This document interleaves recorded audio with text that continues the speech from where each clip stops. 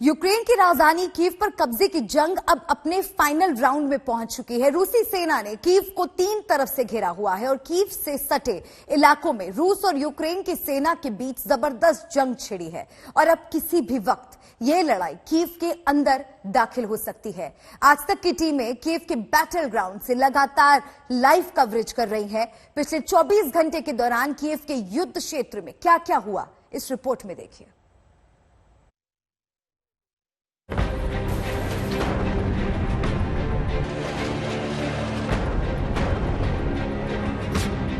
शुरू हो चुकी है कीव पर कब्जे की फाइनल जंग। शुभंकर, कल 6 दिन के अंतराल के बाद कल रात को पहली बार 6 दिन के बाद कीव में धमाके हुए हैं। कल रात को लोकल टाइम 10 बजे के आसपास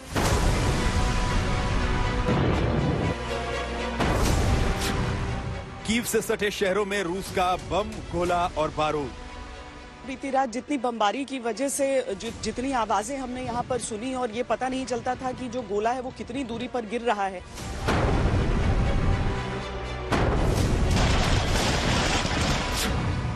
अब कीव पर रूसी सेना का अटैक किसी भी वक्त। यूक्रेन के टैंक्स जिन्हें यहाँ पर लगाया गया है, देखिए वहाँ पर अभी भी गोला बारूद, गोला बमबारी सब चल रहा है। एक्टिव वॉर जोन ये है जहाँ पर गोले बरस रहे हैं, भारी मुकाबला यहाँ पर चल रहा है। 2 हफ्ते से ज्यादा की नॉन स्टॉप बमबारी और घमासान युद्ध के बाद पुतिन की फौज अब कीव में घुसने की तैयारी फाइनल तौर पर कर चुकी है।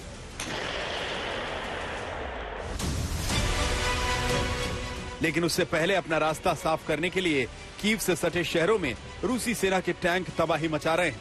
इरपिन, बुचा, मारियुपोल, ब्रोवरी, रूस की सेना ने कीव को 3 तरफ से घेर लिया है और अब तैयारी है कीव पर चढ़ाई करने की। कल 6 दिन के अंतराल के बाद कल रात को पहली बार 6 दिन के बाद कीव में धमाके हुए हैं। कल रात को लोकल टाइम 10 बजे के आसपास कीव के पूर्व में, मोस्ट लाइकली सबर्ब्स में, एग्जैक्ट लोकेशन में नहीं बता सकता, वहां 2 बड़े धमाके हुए हैं कल रात को।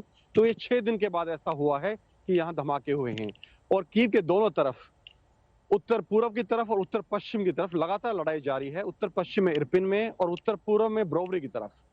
जो मेरी खबर अभी आई है लोकल सोर्सेज से, मिलिट्री सोर्सेज से, उत्तर पश्चिम में जो इरपिन शहर है वहां रूसी सेना लगातार बढ़त बना रही है, लगातार आगे बढ़ रही है और ऑलमोस्ट कीव के एंट्रेंस पे पहुंच गई है। वो वहां से सिर्फ 18 मील दूर है।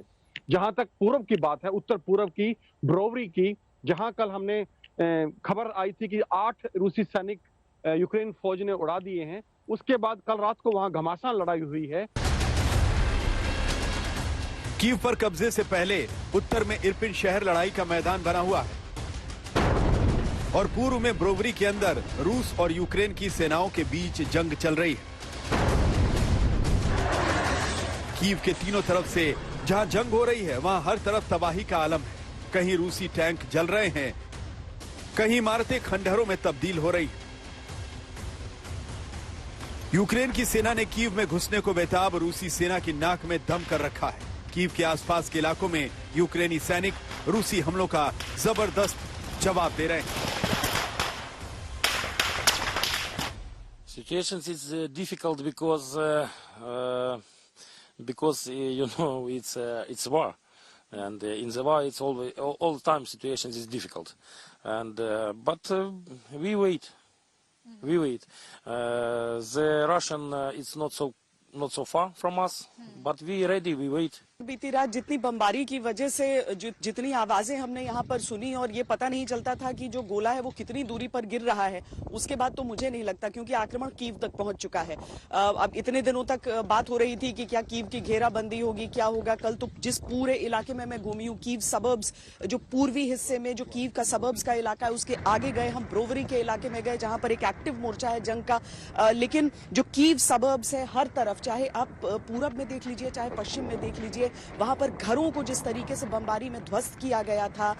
एक ऐसा व्यक्ति भी मिला जिसका पूरा परिवार उसने गंवा दिया था इस बमबारी में। तो दूसरे जो पूर्वी मोर्चा है वहां पर उस गांव को खाली करा लिया गया था जब तक बमबारी की शुरुआत हुई और इक्का दुक्का लोग ही फंसे थे। घर पूरे के पूरे जमींदोज हो गए हैं वहां पर। और समझ लीजिए कि अगर एकदम सबर्ब्स अगर हम हिंदी में समझाएं तो शहर से ठीक लगता हुआ जो इलाका होता है, यानी उसके आगे फिर जो आक्रमण है उसकी जद में सब है। जो बमबारी ये हुई है ये आप चेतावनी के तौर पर देखिए, लेकिन उसमें आखिर तो टारगेट जो निशाने पर लोग रहे हैं वो गांव के गांव ही रहे हैं। और सीधे तौर पर इस समय की जो स्थिति है उसमें हर कोई यही मान रहा है कि अब कोई चमत्कार ही आगे के युद्ध को बचा सकता है।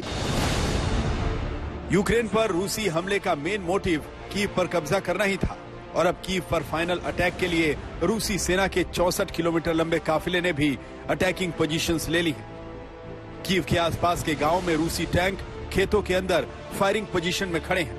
कीव के आसपास के इलाकों में रूसी काफिले में शामिल बख्तरबंद गाड़ियां और टैंक रिहायशी इलाकों में घूम रहे हैं, जिसका मकसद कीव को कब्जे में लेना है, जिसका ट्रेलर अब कीव में दिखने लगा है।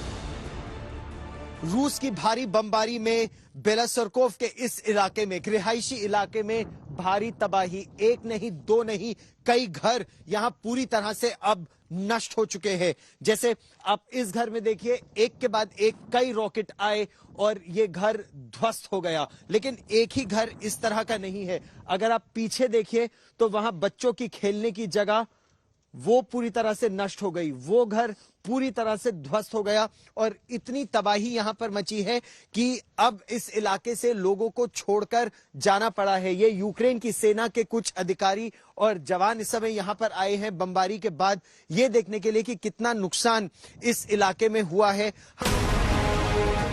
रूसी सेना का काफिला राजधानी कीव में दाखिल होने के लिए तैयार खड़ा है, लेकिन उसके जासूस कीव में घुस चुके हैं। यूक्रेन के जो सैनिक हैं वो अपने पहले बाएं हाथ पर पीली पट्टी बांधा करते थे, फिर ये खबरें आई कि रूस ऐसा करने लगा है, उसके सैनिक अंदर इन्फिल्ट्रेट कर सकते हैं, तो उसने दाएं हाथ पर शुरू किया यूक्रेन ने। लेकिन अब इनके भी संकेत आने लगे हैं, इनके भी इंटेलिजेंस इनपुट्स आने लगे हैं, इस वजह से यूक्रेन ने उसमें बदलाव किया है और अब दाहिने हाथ में वो नीली पट्टी जो झंडे का दूसरा रंग इनका है। 17 दिन के हमलों के बाद भी कीव पर कब्जा न कर पाने से पुतिन कितने बेचैन हैं, इसकी गवाही यूक्रेन पर रूस के ताबड़तोड़ हमलों पर ये तस्वीरें दे रही हैं।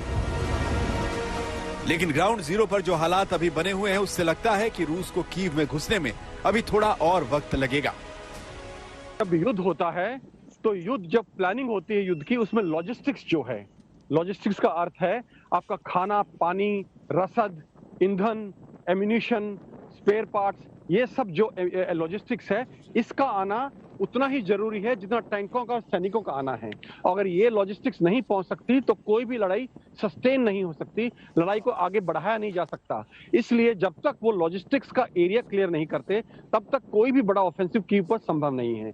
और ये दो मेन एक्सिस जो अंदर आ रही कीव के, उत्तर पूर्व से उत्तर पश्चिम से, एक्सिस का मेरा कहने का अर्थ है जो मेन हाईवे है, मेन रोड्स हैं, जब तक वो क्लियर नहीं होंगे, उनके ऊपर अगर कोई भी रेजिस्टेंस है या वहां फायरिंग हो रही है, तो जो एक कॉन्वॉय नॉर्मल ट्रकों में आने हैं, गाड़ियों में आने हैं, उनका वहां से मूव करना लगभग असंभव है। और जब तक लॉजिस्टिक चेन साथ मूव नहीं कर सकती, एक बड़ा ऑफेंसिव कीव के ऊपर असंभव है। इसी के मद्देनजर इन दो फैक्टर्स को देखते हुए जो मेरा अनुमान है कि अभी भी मैं बोल रहा हूं अगले 48 घंटे में कीव के ऊपर फुल फ्लेजेड हमला रूसी सेना की तरफ से मुश्किल लगता है। पुतिन ने जितना सोचा था यूक्रेन उससे ज्यादा ताकतवर निकला। जो जंग 4 दिन में खत्म करनी थी, रूस को उसको लड़ते हुए 17 दिन हो चुके हैं। यूक्रेन अब और कितने दिन तक कीव को बचा कर रख पाएगा ये आने वाला वक्त बताएगा, लेकिन इस वक्त तो यूक्रेन के हौसले बुलंद हैं और राष्ट्रपति जेलेंस्की अभी भी कीव में डटकर पुतिन को चुनौती दे रहे हैं। ये सवाल कि 4 दिन में यूक्रेन पर कब्जा करने से किसने रोका, ये कैसा जवाब हुआ? इस देश के लोग बहुत मजबूत हैं और ये जानकारी सही नहीं है, लेकिन ये फैक्ट्स भी सही नहीं है कि अगर रूस को लगता है कि वो अपनी नाकामी को जस्टिफाई कर लेगा, इसका मतलब ये है कि उसे 16 दिन बाद भी कुछ समझ नहीं आया।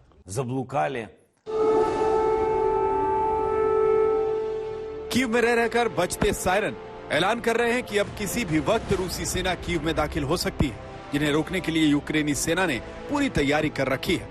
लेकिन अगर एक बार रूस की सेना कीव में घुसी तो कीव गिरेगा और साथ में यूक्रेन भी।